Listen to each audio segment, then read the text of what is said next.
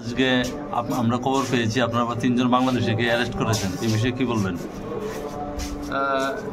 আমাদের কাছে প্রায় 6:30টার দিকে একটা খবর আসে যে খোয়াই জিএবি চৌমনি যে মোটর স্ট্যান্ড আছে ওইখানে 3 জন লোক সাসপিসিয়াসলি ঘোরাফেরা করছে।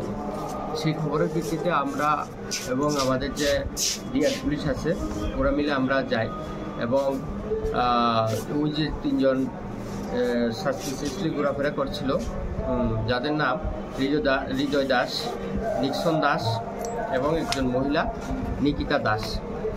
তো আমরা তাদেরকে ডিটেইন করি এবং জিজ্ঞাসাবাদ করি।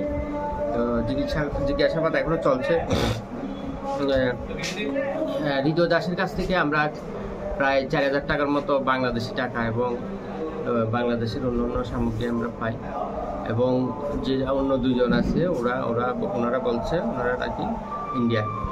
তো আমরা দেখছি তাদের ডকুমেন্টগুলি কতটুকু ভ্যালিড এবং তারা কি আসলে ইন্ডিয়ান নাকি এগুলি আমরা দেখছি। আর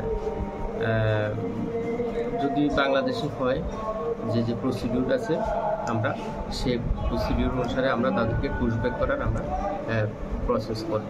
বাংলাদেশি কোনো কাগজপত্র পেয়েছেন কি না স্যার? একজনের কাছে পেয়েছি, বাংলাদেশি টাকা পেয়েছি, কাগজপত্র পাইনি।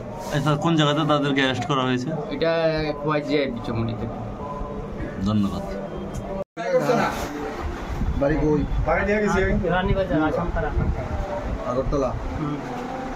পুলিশ কে আনছে তোমার? কি সুন্দর।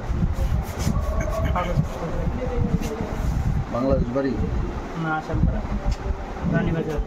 বাংলাদেশি টাকা টুকা পাইছে আমার কাছে আসছে কেমনে? আমি একবার গেছিলাম আসছে বাংলাদেশের টাকা কয়ে গেছ? আসতাম না, আসতাম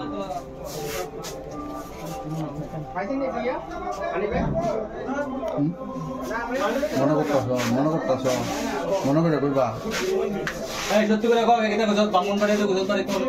বাউন্ডারি আগে আসছিল, আর 2 বছর আগে আসছিল। 10 বছর আগে? 10 বছর পরে আয় করছো ইন্ডিয়া? কাগজপত্র আছে তোমার? আছে। কিভাবে করছো কাগজপত্র? কাগজপত্র চলে যাচ্ছে। 10 বছর আগে আইসে যে ছোট থাকতে কি করে করছো? মা বাবা ফেলে গেছে।